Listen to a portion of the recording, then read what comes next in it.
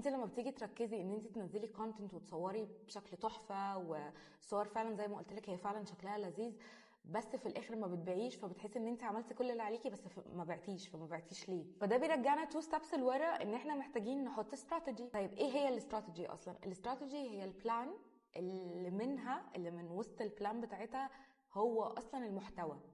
بمعنى انا الاستراتيجي دي جواها انا احدد ايه الجمهور بتاعي، ايه الهدف، ايه الرساله اللي انا بوصلها، ايه الرحله اللي همشي فيها علشان البرودكت ده يتشاف والناس تبدا تانتراكت مع الكونتنت بتاعك. فاحنا هنعمل كذا ستيب. اول حاجه خالص، احنا مين الجمهور بتاعنا؟ احنا عايزين نوصل البرودكت ده لمين؟ فاحنا لما نيجي نحدد ده هنبدا نتكلم بالتون بتاعته، بالتون اللي يخليه انترستد ومهتم ان هو يشتري البرودكت.